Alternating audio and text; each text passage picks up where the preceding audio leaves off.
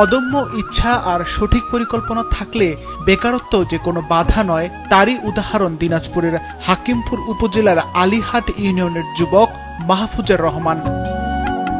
চাকরির পেছনে না ছুটে নিজের কিছু করার চিন্তা থেকেই শুরু করেন উদ্যোক্তা হওয়ার পথ চলা। ইউটিউবে হাঁস পালনের একটি সফলতার গল্প তাকে আগ্রহী করে তোলে।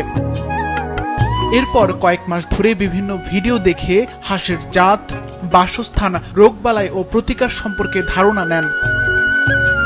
2022 সালে মাত্র 100 দেশি হাঁসের বাচ্চা নিয়ে খামার শুরু করেন মাহফুজার।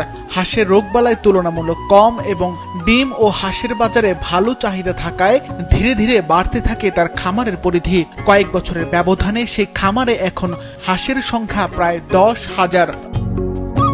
মাহফুজার হাঁসের খাবারের একটি বড় অংশ সংগ্রহ করেন প্রকৃতি থেকে।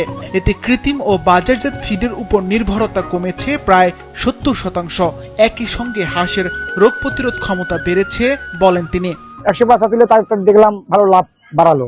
পরবর্তী তুললাম 500টা, তার পরবর্তী তুলেছিলাম আমি 2000। আস্তে আস্তে ধাপে ধাপে আমার আজ পর্যন্ত 10,000 টাকা খেয়ে গেছে ভাই।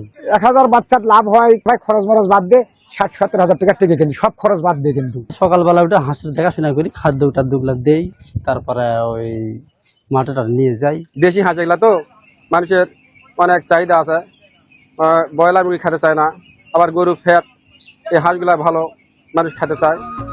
উৎপাদন বাড়াতে প্রাণী সম্পদ অধিদপ্তর থেকে নিয়মিত ভ্যাকসিন, প্রয়োজনীয় চিকিৎসা ও প্রয়োজনীয় পরামর্শ দেওয়া হচ্ছে।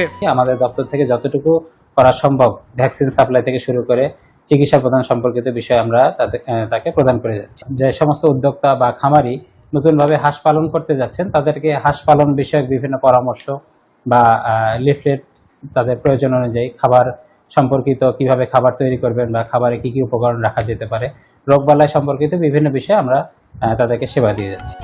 বছরে প্রায় 5 লাখ টাকা আয় করছেন মাহফুজার। এ খামার শুধু তার ভাগ্যই বদলায়নি, কর্মসংস্থান হয়েছে স্থানীয় কয়েকজন বেকার যুবকের। সিফাত রহমান, মাছরাঙা নিউজ ডেস্ক।